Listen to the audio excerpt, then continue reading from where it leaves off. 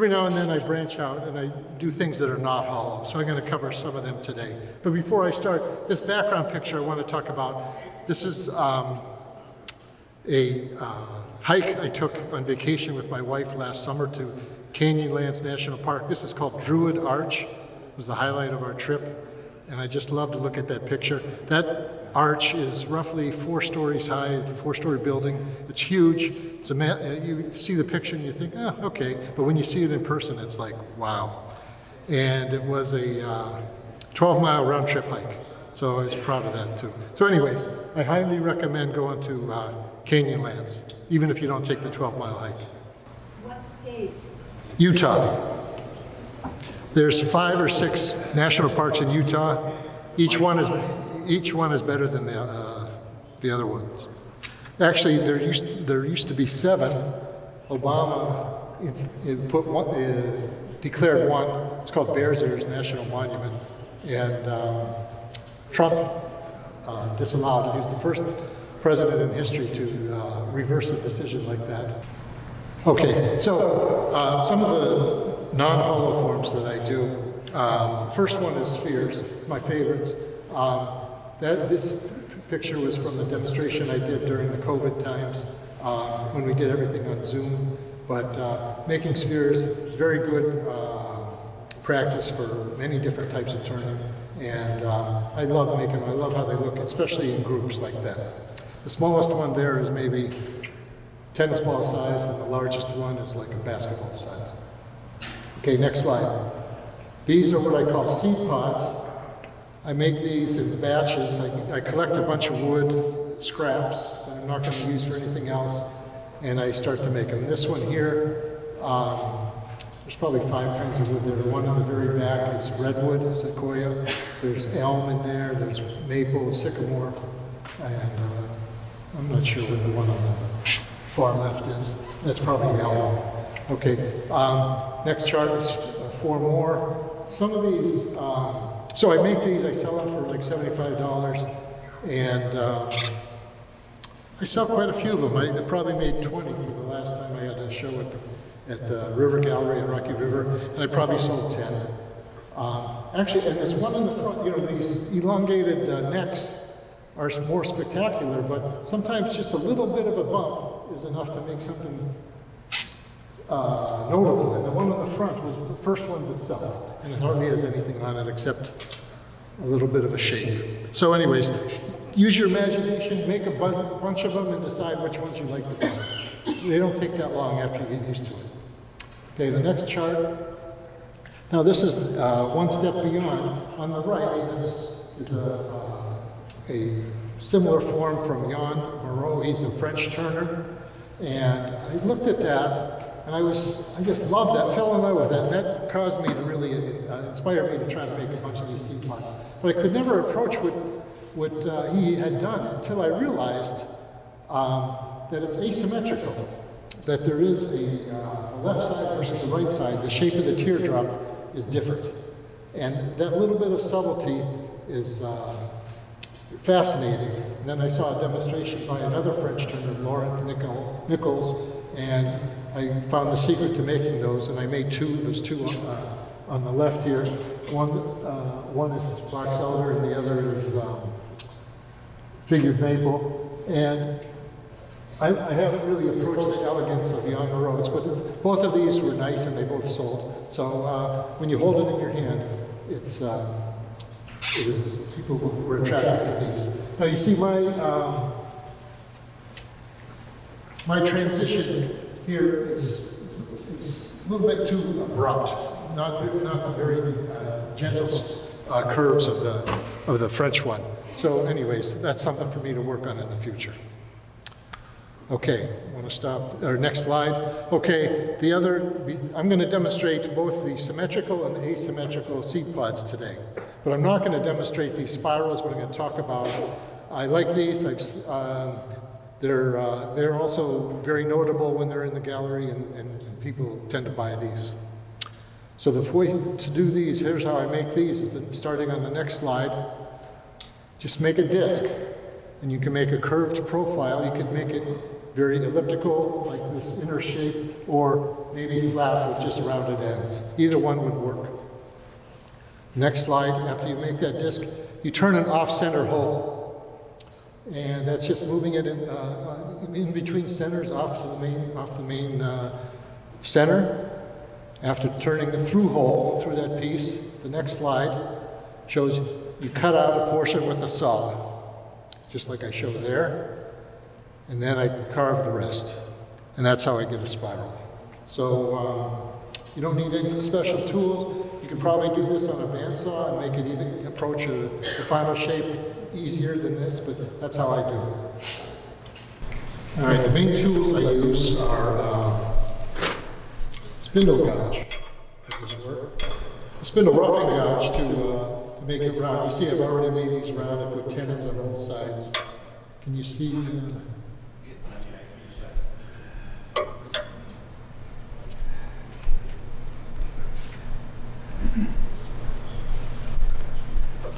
Anyways, these are both Thompson tools. The smaller one is a 1/2 inch bar diameter, and the bigger one is 5/8. Mike Hosseluk, when he demonstrated, was recommending this, and I used the bigger one, especially when you hang up. It allows you to hang off the tool rest farther. Both of these, someday you'll be able to see the bevel is, I grind the heel off the bevel on both of these, and then it makes it more useful.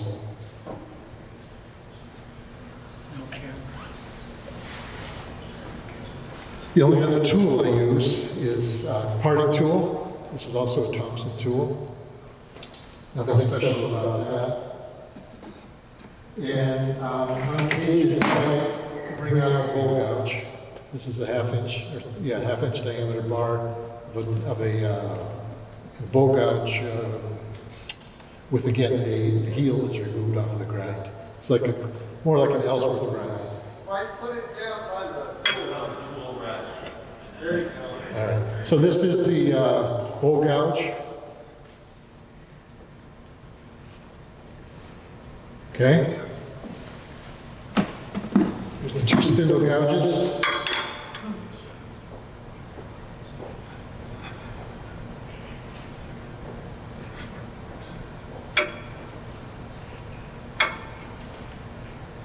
Oh, it's really slow. Right. Part of the tool, dimension. Every now and then I'll pull out my hollowing tool. This is a boring bar. It's handmade. I made this myself in 2012. It's just a steel bar I bought at Home Depot. I drilled out a hole and I put in a 3/16 inch cutting bit, high-speed steel. It's held in place with set screws. That's all you need today. Okay, so I made a bunch of these. I collect them, ready for projects like this. I like to do them in groups. Sometimes they could have big holes in it. Sometimes, you know, just a standard piece of wood. Okay. Got about 8 in here in case I make a mistake. All right. Now, I want to mention safety. When I'm at home, I use this. This is a battery pack with a fan in it. There's a filter inside. It sucks in the air through the filter. It goes up through the hose, and it comes inside the helmet. Keeps dust away from me, and also keeps me cool in the summer. This one here is just too bulky to use with the microphone, so I'm not going to use this. I'm going to put this on when I do the grinding later on, but for turning, I don't think it'll make as much mess. There's 4 or 5 different brands of these powered, they call them powered air purifying respirators, PAPRs.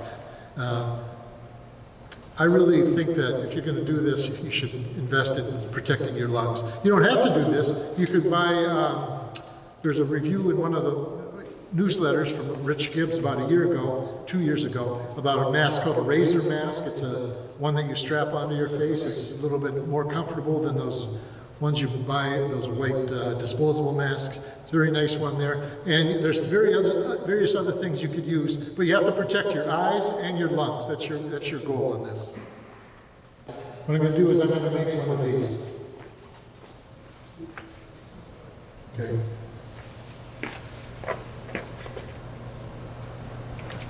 Yeah. So basically all it is, it's just a big rounded elliptical shape. You can see from the examples here, some of them I make, they look like, I don't know, eggs. Some of them look more like apples. You can do anything you want. Again, this is just, I tend to gravitate towards these egg shapes, but all these different kinds of shapes here, they all sell.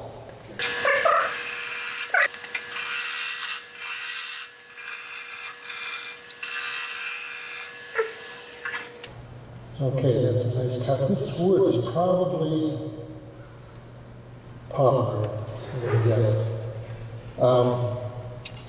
Because the piece I'm going to make is going to be taking full advantage of the entire length, and this side of it is long enough, I'm going to, conceivably, you could make the form to include the tenon that's inside the jaws here, but I'm going to make my life a little bit easier by calling from here over as waste wood.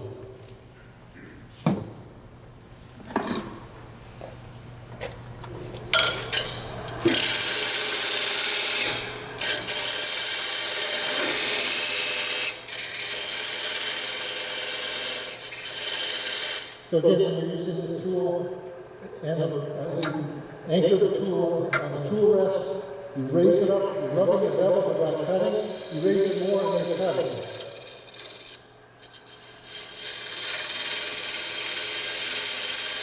And then you push the tool in as you continue riding it up.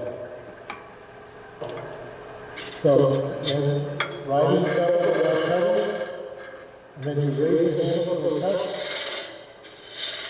and you twist and raise the handle at the same time.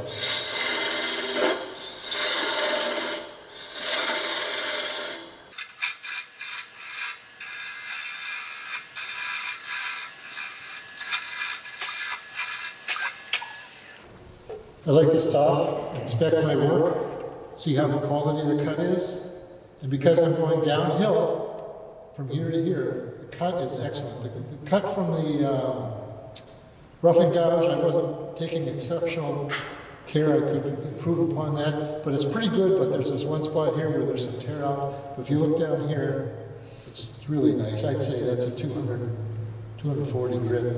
Could start sanding at that at least. So anyways, if you stop and you look and something's not right, then you try to correct that before you go down to final size.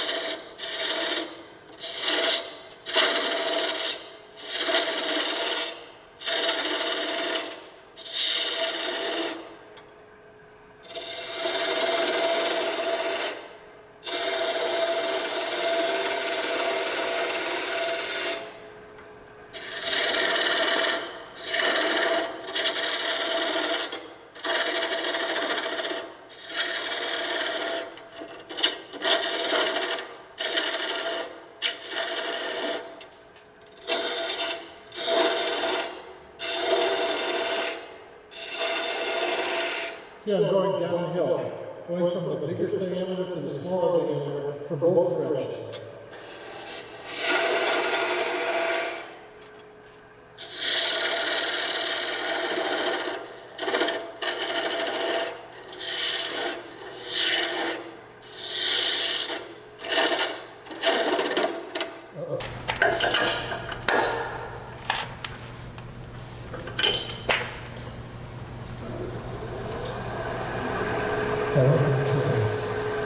I'm just going to leave it for that. I was a little bit aggressive on that cut. You can see from here to here again, the quality of the cut is very, very smooth here to here, which is rough and gouge only. Coming from this direction, again, the cut looks quite good. So I'm just going to do a little touch-ups and then show you go to the next step.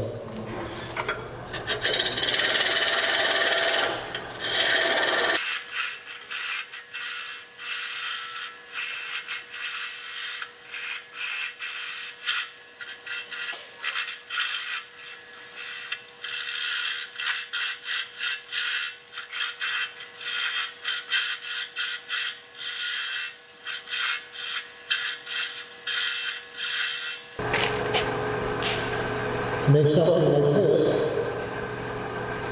with three little prongs coming out of the center stem, what you do is you hollow out a little neck like a vase, and then you carve away the rest.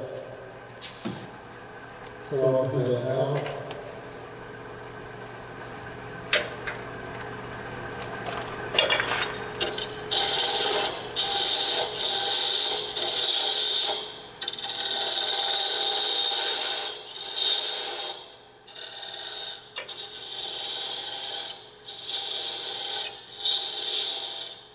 When you're carving on the inside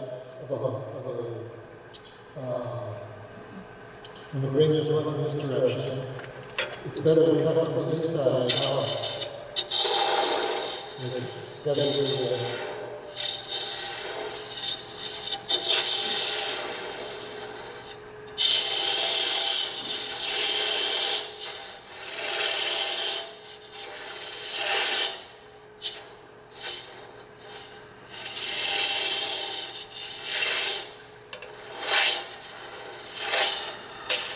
Now this hollowing I'm doing, I just prefer to use my hollowing tool, but you could do this with a gouge.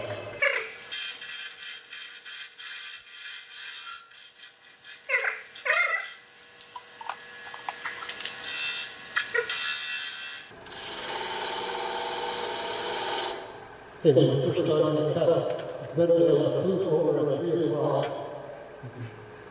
Press it a little bit to get started, and then open on the flute. Or you can cut this way. But I think it's that's sort of the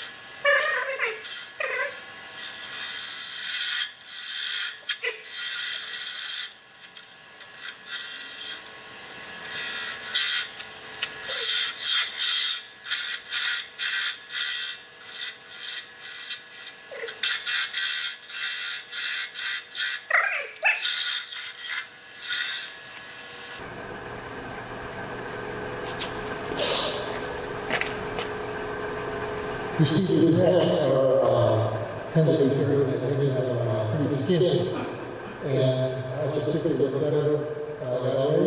A lot of that is done with carving. If you don't carve, you have to carve the farthest part on the seed pod before you make this too fragile, or else you'll break it off.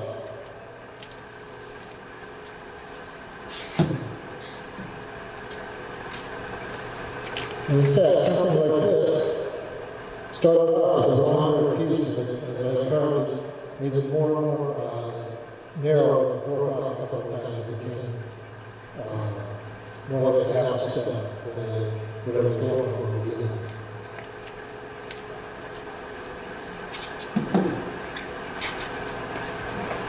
Okay, so now,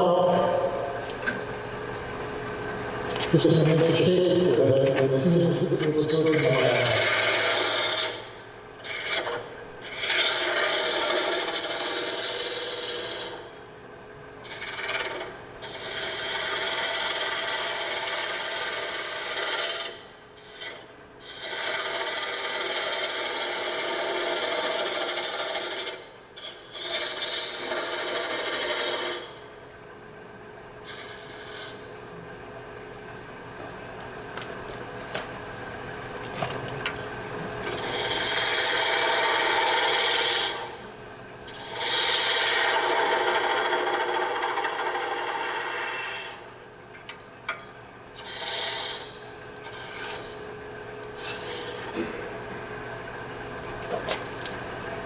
Doesn't look at it.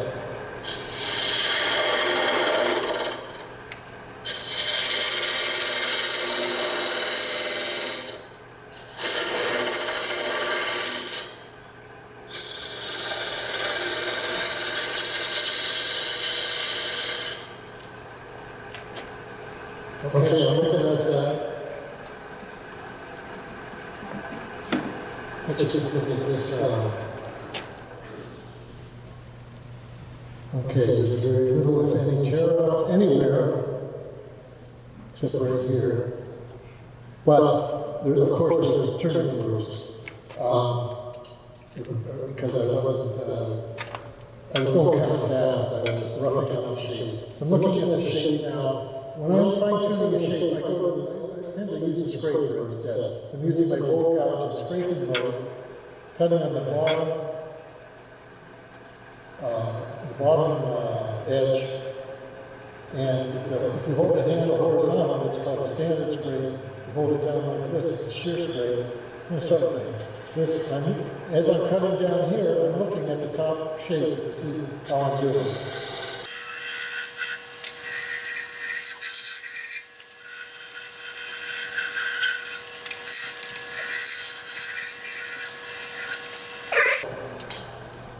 It's got a cut. Now that scraping cut is very marginal quality. A lot more tear out than there was a second ago, but all the grooves are gone. So I could sand this at 120 grit and it'll be fine in a few seconds. If you were better than me, you could use a spindle gouge to get that cut. And I might try just to do a very light finishing cut to remove that surface finish.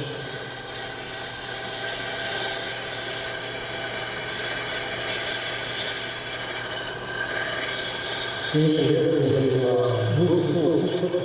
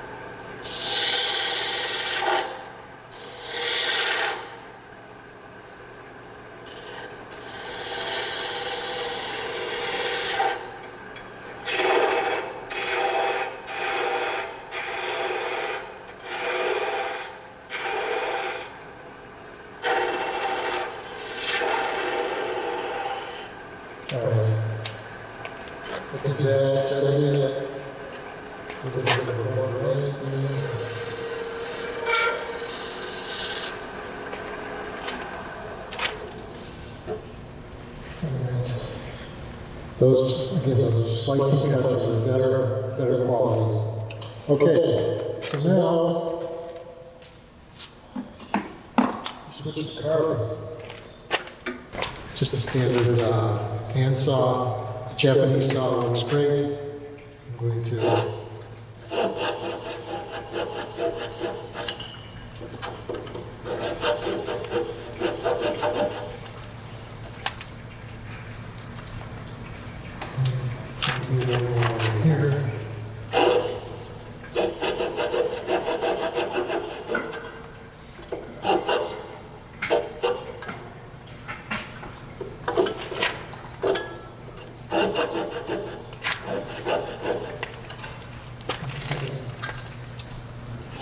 break those out.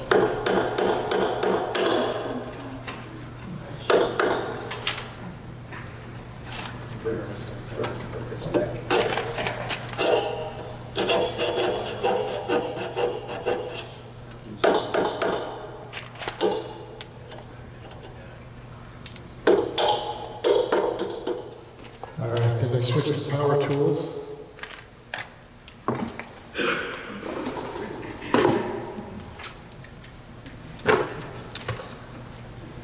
I'm always on the lookout for buying these things at various club auctions or other auctions. You can find these for $20 or so.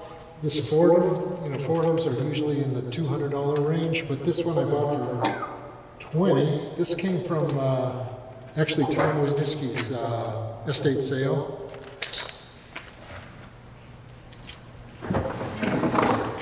This kind, these are called die grinders. This one I spent $5 for. This one is probably from the 60s. I don't know. It's 100 years old, maybe. Maybe it's an antique. Still works. Now you could take this off. You could part it off now and hold it in your hand and do all the carving. And I might try to do that in a minute, depending on how this goes.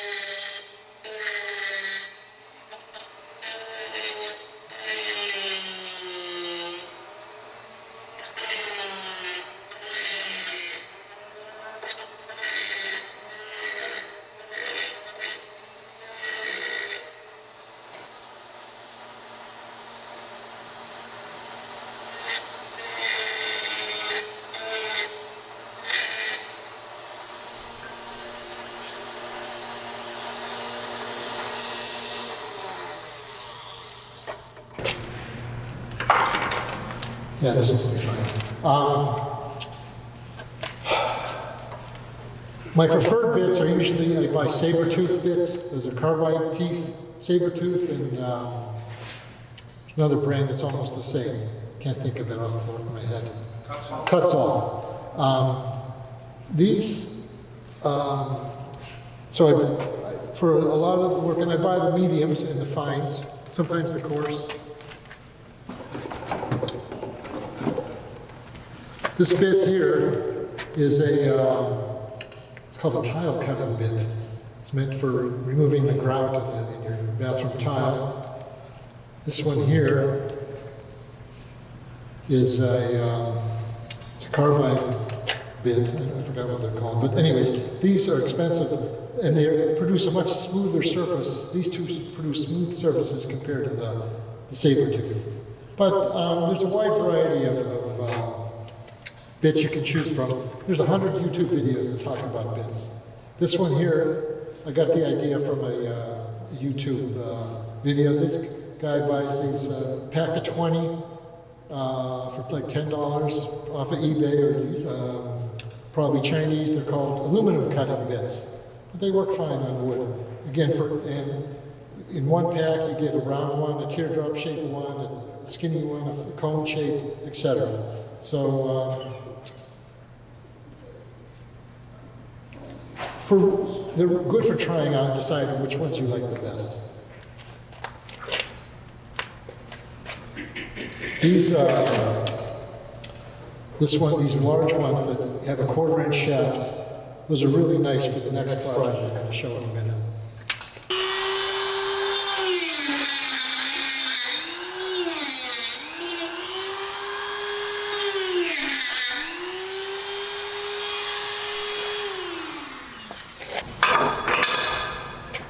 This is going to be a small offshoot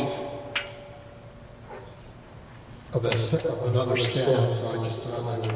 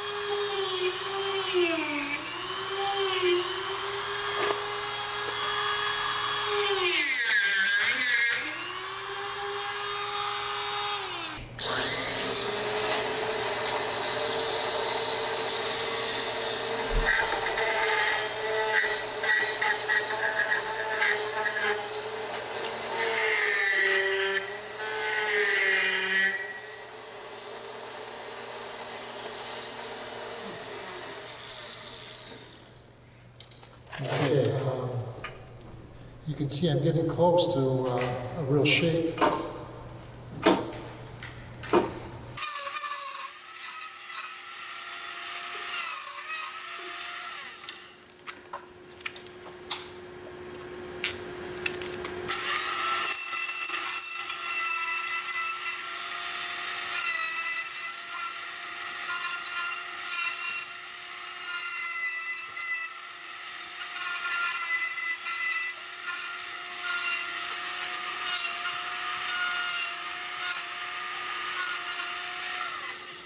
All right. So that's.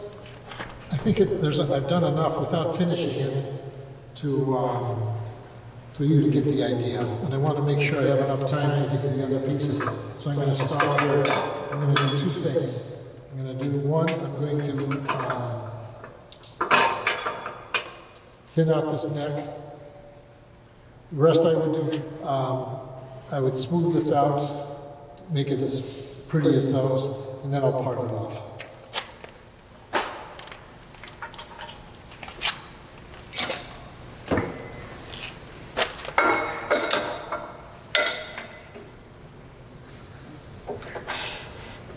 Now at this stage, you're 80–90% done. You want to be very careful that you don't get a catch at this point.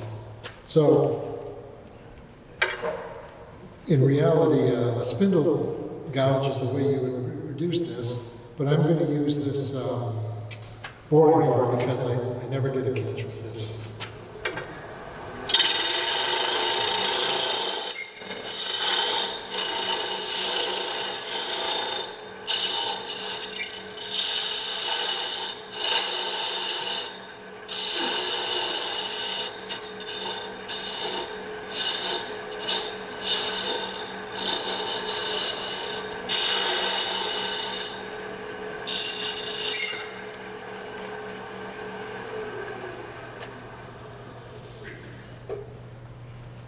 Yeah, so the intent is to have a little twig coming off here, another small one here, which is very delicate. That'll probably break off if I'm not very careful, and then two more off the top here. This back is quite rough. I would probably use this type of sanding drum. I'm sure you're familiar with these. Okay.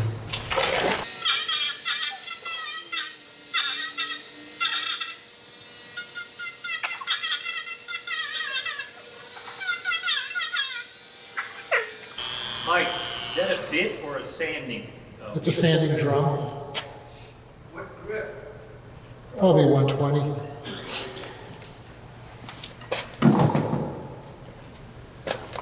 When I'm done with the power tools, I use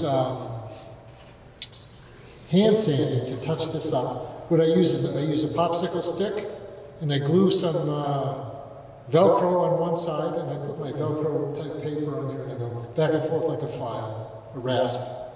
And you can tell this is very, very fragile. I mean, I can bend it quite easily. By the time you see this on the show and tell table, it might be a lot smaller. Now on here, I've got a couple of bumps, and then when I was whacking off those pieces, I might have knocked this out of true. Let me see. Yeah, not too bad. So I'll get rid of these ridges here, and then finish the bottom shape, contour, and then part it off. Mike, can you talk about your ratio of how long you can actually work without the tailstock? Because you started out there and you had a piece that looked like it was about 6 inches, 7, 8. Yeah, I mean, all my pieces are relatively small. I haven't reached that limit. When I make boxes, I make jars, cookie jars maybe, this long. So you don't have something that you can use as like a regular equation to work out your length. No, trial and error. When I'm roughing these, I frequently use almost always use tailstock support until I get it so that it's cutting pretty smoothly. In fact, yeah, I'll probably never take off the tailstock until I'm trying to work on the doohickey here. Yep.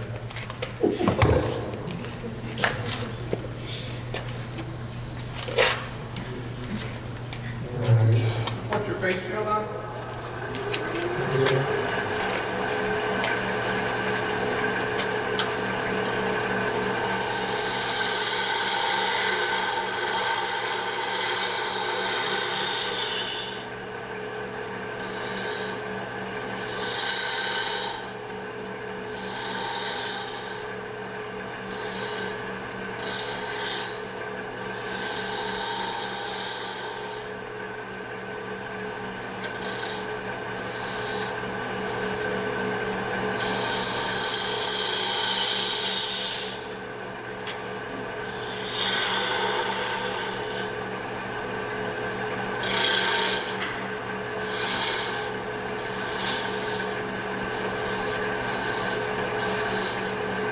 Okay, I took more off than I had planned, but I took a finishing cut to get rid of this ridge, and I screwed up the profile, so I had to reestablish the profile. Do the rest off the blade, I think. Mike, Yes. the contour of the base of your pot is different on one side. If you look at it from one angle, it's different on one side than the other. Do you carve that in, or do you offset turn it? How do you achieve that? You mean this versus the top versus the bottom? Yeah, when your pot's sitting up, even the ones in photos, the body, not the stem, but the body. Up in here. Is different on one side than the other. Well, sometimes I'll carve it. I'll do a little bit of carving to smooth out the curves.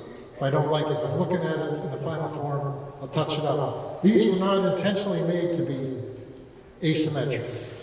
The next one I'm going to do will be intentionally made to be asymmetric. These were not. Whatever happened, happened by carving afterwards.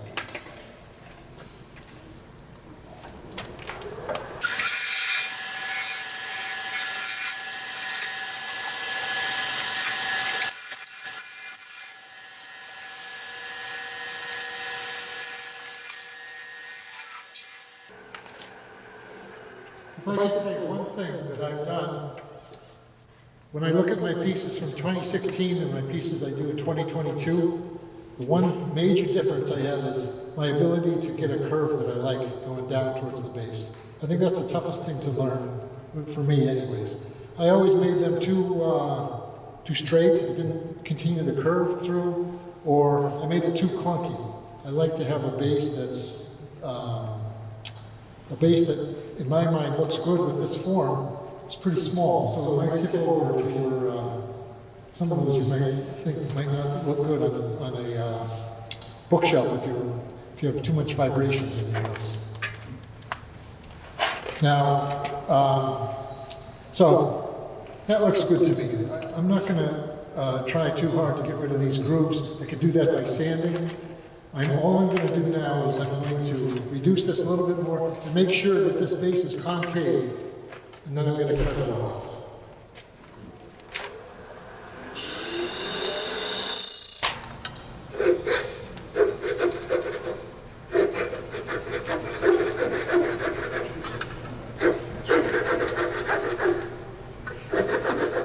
If you're reckless, you could part this off completely on the lathe, holding it and trying to catch it. I'm not willing to try to change that, so I'm cutting it off.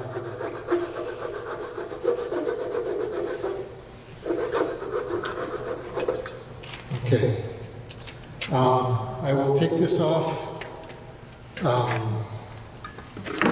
with a bit such as this. Whatever, I never take it all the way to the end. I always cut it.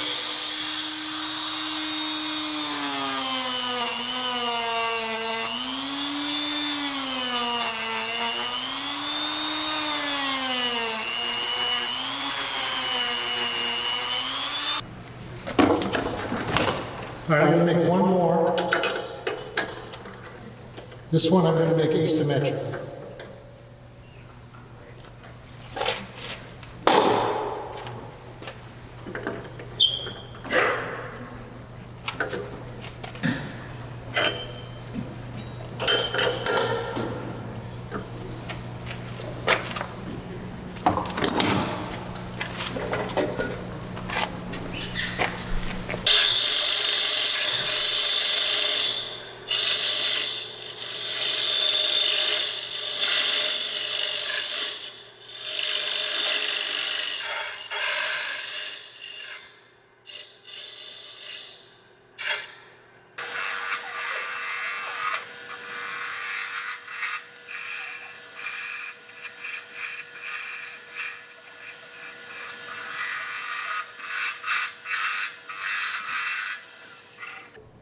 Okay, this is a nice piece of box elder.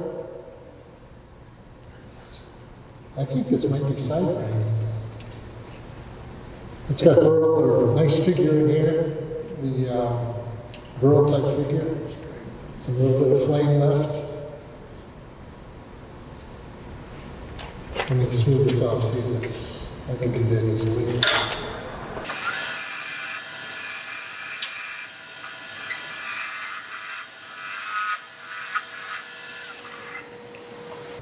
Yeah, that's a relatively significant tear. Box elder is not the easiest wood to work with, but I should be able to do better.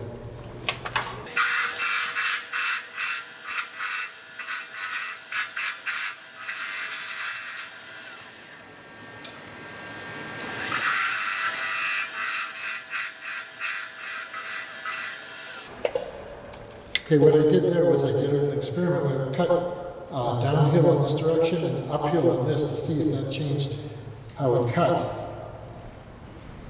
And it's slightly better on this side than this side, but it's not really enough to be proud of the cut, I guess. So anyways, I'll just finish up the shape and I'll show you how to do it off this, make the off axis.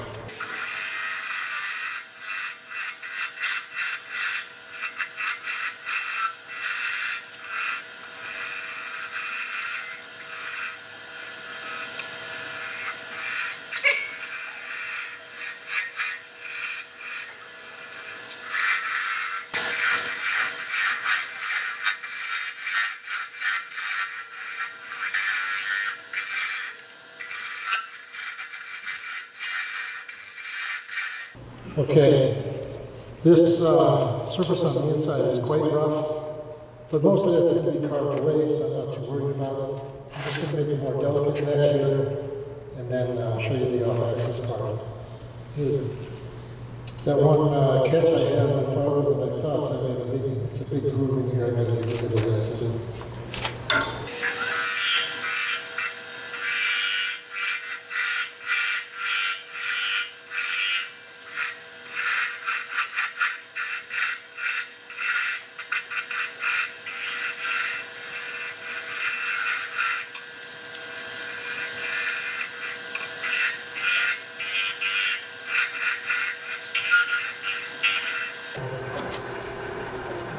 It's always a good idea to turn the lathe off before you move the tool rest.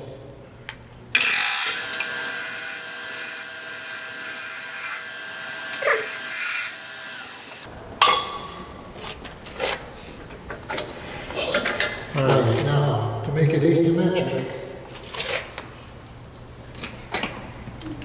you just cant it in the chuck. If you're smart and you know which the grain direction is, you could cant it taking an advantage of the grain. I don't really see any grain in here, to tell you the truth. I just see some tear out. But all you do, you loosen it up, and you tilt it.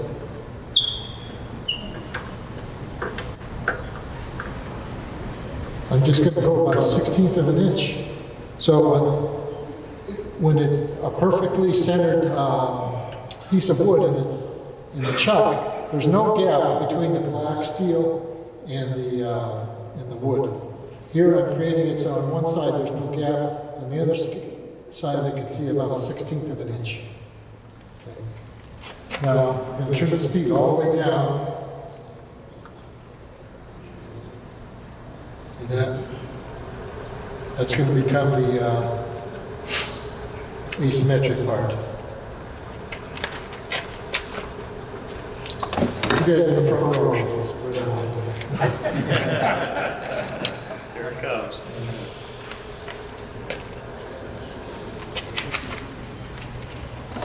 Double check to make sure the tightness is enough.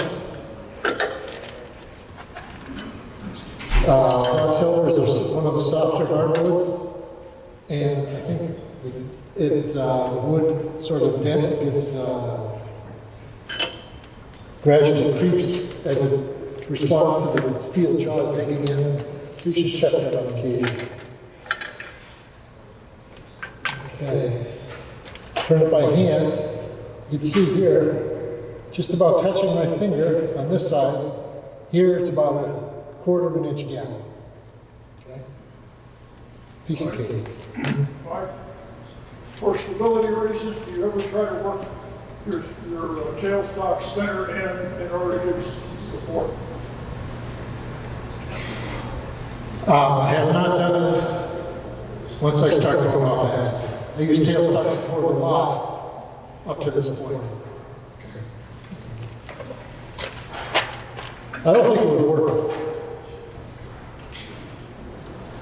Yeah, tailstock, I mean, you'd have to hollow that, re-hollow it, and then it would work. But I haven't done it. Okay, so you're gonna be cutting wood and then air, wood and then air as the thing speeds around. So you want to be gentle, you want to have the handle down, not up, and you're going to be very gentle. I'm going to start here, I'm going to cut down, and I'm going to start here and cut down. So the bottom is going to stay true to its original axis. I'm only going to try to cause the sloping down part to be asymmetric.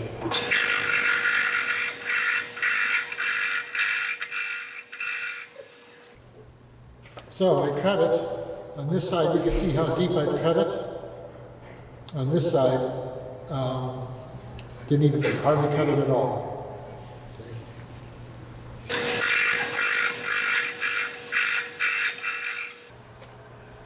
As I'm standing here, I can see a ghost image. I can see the part that's out of round, and I can see the part in the middle where it's 100% wood. I'm going to go down to that all the way.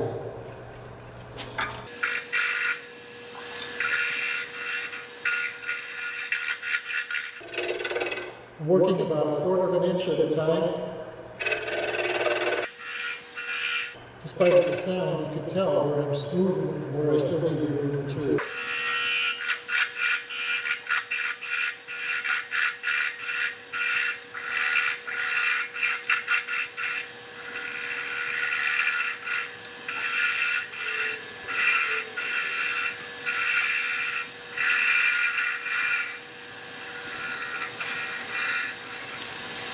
Yeah, this one's a little bit more subtle. I'll just touch it up a little bit and then claim victory.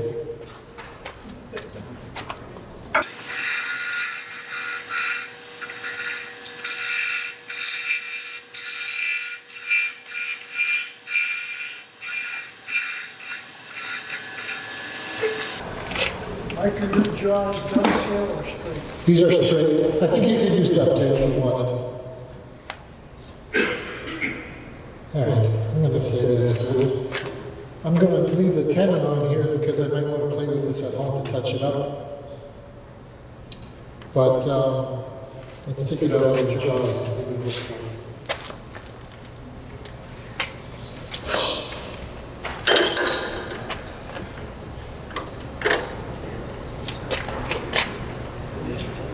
Okay.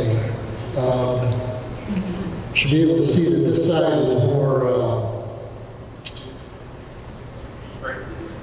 straight and it's canted out, so it's not as steep. This side is steeper than this. It goes down. So I like this curve. This one has a couple of bumps on it, so I might want to work at that at all. I'll never be able to reestablish that second axis. So the rest might have to be done by carving. The way to do carving on something like this is I'll put the sanding pads in the drill press. I'll show you that on the next one. But basically, that's the idea. This one is much, those ones I showed in the slideshow, the asymmetry was big. I must have tilted it more on the axis. I kind of like this. I think this is going to be a good one. At what point in time do you sand and finish it? If I was at home, that first one would be ready for sanding. Yeah. The second one, I'd have to study that a little bit, but I would sand it, finish it, you know. Finishing for me takes a couple of weeks. If I'm using wipe-on poly, it might be 8 or 10 coats. Very thin coats, wipe them on, wipe it off. I don't like lacquer as much. Spray, rattle can sprays, that, again, 10, 12 coats, thin coats. I use what's Osmo a lot now. That's easier to use. Osmo is you wipe it on, wipe it off. You do 2 coats only, and you let it sit for a week, and then you buff it. Now these things are difficult to buff because of that delicate stem, but I like to do buffing if I can get away with it. OSMO, that's the brand name. Osmo has about 10 different varieties. The one I have is called Poly-X. It's very expensive, but it's very, very, you use so little of it. It's like, I dip a chopstick into the can and stir it. I wipe off the chopstick with a little piece of 3M white Scotch-Brite, wipe that, a little square, like two-sided, two motion stamps, wipe it off. That's enough to do a whole hole. So it goes a long way. You apply it very thinly. So I like it. I wrote an article for the newsletter on that about a year ago. Pete Wade and I, 2 years ago maybe by now. Pete Wade talked about always oil, and I talked about Osmo. Okay, I'm going to talk about ovoids. Okay, you see some examples here. Basically, it's the shape where it looks like 2 hatchets that are put together half and half. It's really based on that geometric form there where it's 2 discs. One disc comes in halfway, it's rotated 90 degrees, it's inserted into the other one. So you see that the standard definition of an ovoid is it's 1.5 times as long as it is in diameter. Okay, so how do you make an ovoid? Well, I got attracted to this by accident. I saw the next slide. I saw this guy on YouTube, and he carved an ovoid out of soapstone using rasps. And he just gradually approached the shape. The next slide shows us a close-up. There. It's actually, that's a woodworking rasp, and he gradually just very gently over 4 hours creates this shape. Okay. And I'm not that patient, I guess. Go ahead. Next one. Then I found another YouTube, and he carved it out of wood. And these are, again, screenshots from the YouTube video. He's basically, he draws the marks up, and he cuts all these angles on the bandsaw. Go ahead, the next slide. And here, you can see you have to draw the rounds and the angled flat parts, and you have to bandsaw these semicircles by hand. Next slide. You have to put it in a jig to do some of these cuts. And again, I don't own a bandsaw. Even if I did, I'm not sure I would try it this way. I thought there's got to be a way to do this on the lathe. And so I came up with this method here. Go ahead. So, I create a standard turning blank, and I keep the length roughly 1.5 times the width because that's the size of the ovoid. Next slide. Then I start by turning hemispheres on both ends. Again, just like making a sphere. Go ahead. Then I carve the two wedges, the chisel edges. And again, those are rotated by 90 degrees, one end from the other. So both of these, it's a chisel edge, it rotated 90 degrees, and take the other chisel edge. Okay, next chart. Then, by hand, using my carving tools, I blend it. So I go from the red line to the green line. So you blend in the edges such that you have these continuous curves. Finally, I want to point out the last slide is you don't want to stop the blending too early. Okay? These pieces I'm going to show you, they wobble when you try to push them. Okay? If you have a flat spot, they would just roll like a rolling pin. It's not quite as clear. So basically, I'm telling you, don't make sure there's no flat spot on the top. Okay. I don't think I ever will want to work with wenge again. It's a terrible wood. Oh, it looks nice, but it splinters, chips out. I don't know, it's a pain in the ass. Okay. This one is locust, black locust. You should have brought your black light. We would see. That's how you tell it. But this one is longer than than the typical 1.5. I experimented. You could see. I went from very long oloids to very short ones, just to see what they would look like. This is walnut. This one, it's kind of weird looking. I don't think it's quite as dramatic as these longer ones. So I think I'm going to settle on making the longer ones. This one's Bradford pear. I like this one. It's got a lot of knots in it. I think it came out nice. This is probably a little bit on the short side, but shorter than it should be to reach that 1.5 ratio. But anyways, I'm going to try to make one of these today. Oh, so anyways, here's how they roll.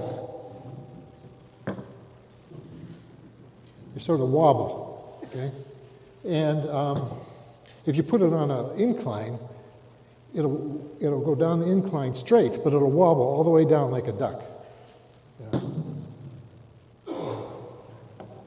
So I think they're kind of cool. Anyways, I'm just fascinated by the shape. I like people, when they see them, they pick them up and they like to fondle them. So that's what I like to do too. Yeah.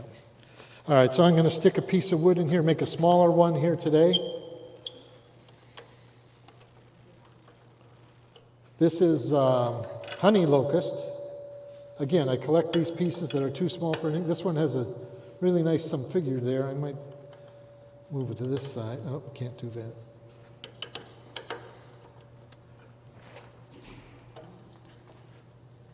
Okay. So again, what I'm going to do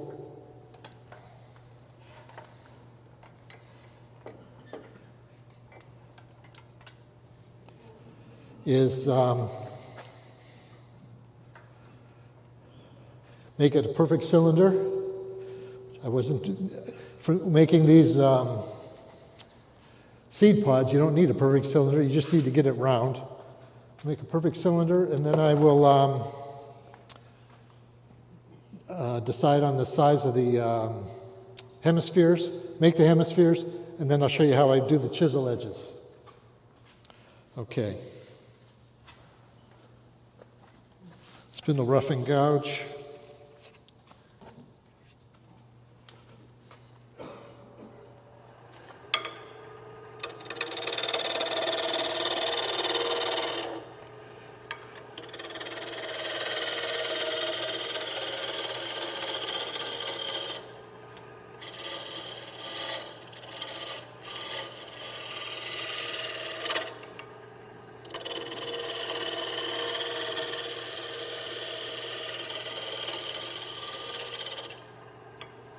Okay, two things I want to mention. When you're using a spindle roughing gouge, you can come in with your tool straight in, and you get a decent finish. It's not perfect, but it's not too bad. If you turn it 45 degrees and you cut this way, you'll get more of a shearing cut, slicing cut, and the finish will be better.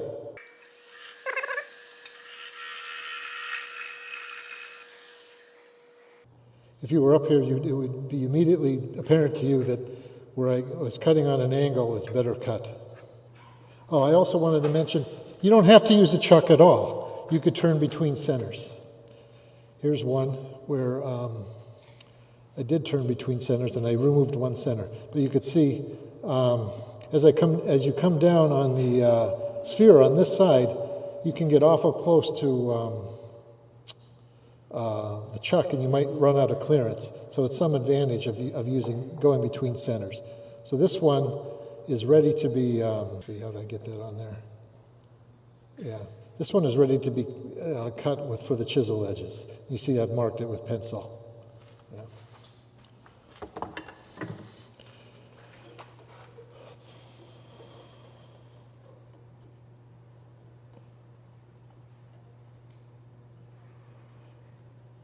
All right, so this is the diameter.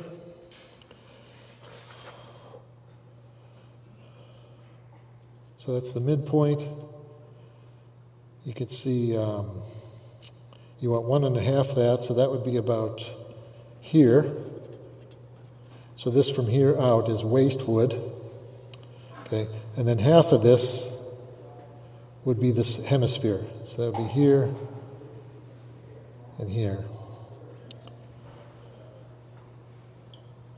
So I'll just be a little bit conservative and move that out there. Okay. Move that wood.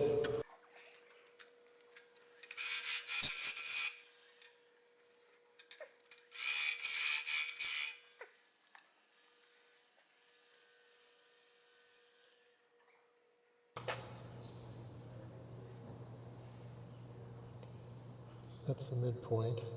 That's half of that. All right, so this, start turning a sphere by hand, by eye, I mean, is more difficult than the ways I typically do it, where you could change the axis multiple times to get it round. I'll just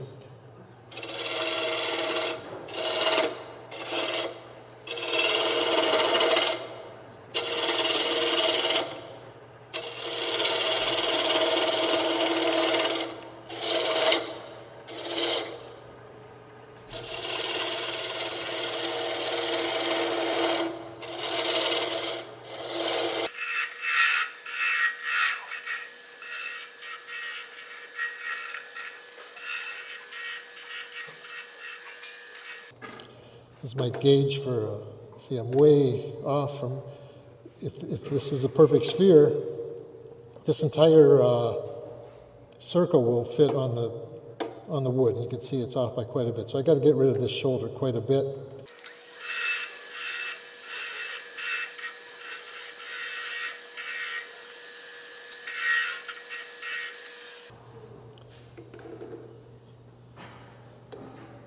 Much better, but there's still a bump there.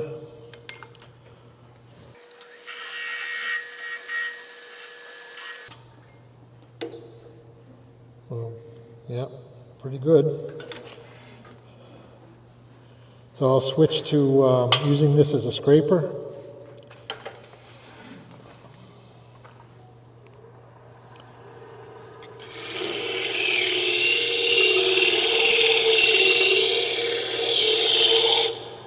See the sawdust in the inside of that?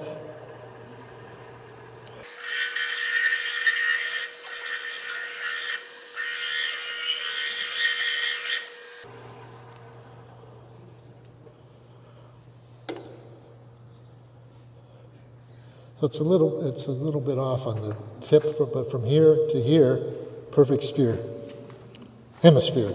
I'm gonna do a little bit of scraping with the bowl gouge, and then I'll, this is pretty good. I'm going to start working on that one. If this lathe doesn't come back, I've got that spare that I can show you how to carve. Yes, this is a hole saw. I ground the teeth off. It's not very good steel, so it gets dull pretty quickly. I show in the video, in the Zoom video from a year and a half ago, how I sharpen it with the standard sharpening wheels. If you don't have this, you can just use any type of pipe. This is PVC pipe. from Home Depot that you could make as a gauge to do the same thing. But this one has the advantage is that it's a gauge and it cuts at the same time. So you see, this is locust wood. It's very hard wood. It doesn't scrape very well, and this tool is steel. But you could use it so much, and then you could rotate it and use it again, rotate until you have to sharpen it. And the burr is on the inside. I don't want this cone center because there's a tip on it that will dig into the wood. I'm not ready for that. So I'm adding this.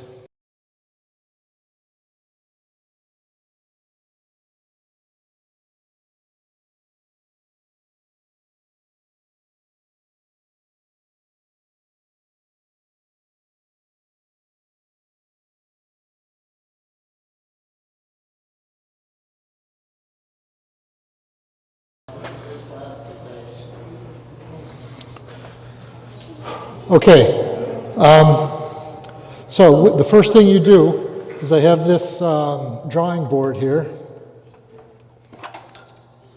Okay, just a piece of MDF attached to a tool post.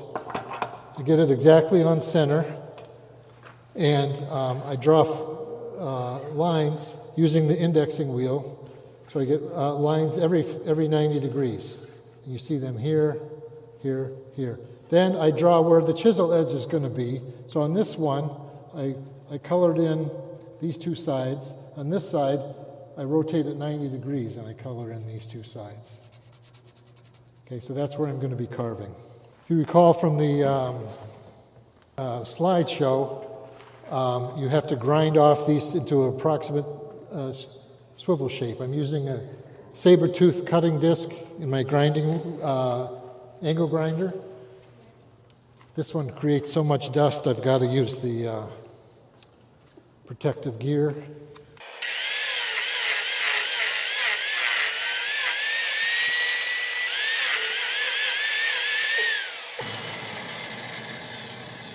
Okay.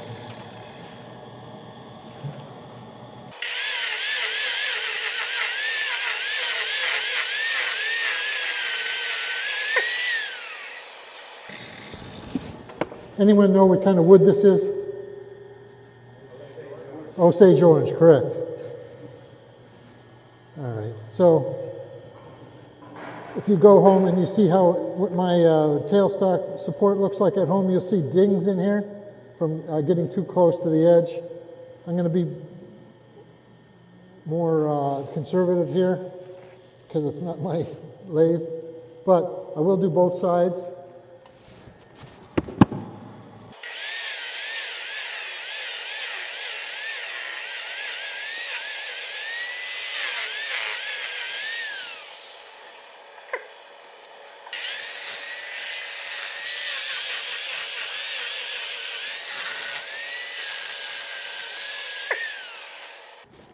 The rest I do on the drill press. Okay, you familiar with these sanding discs?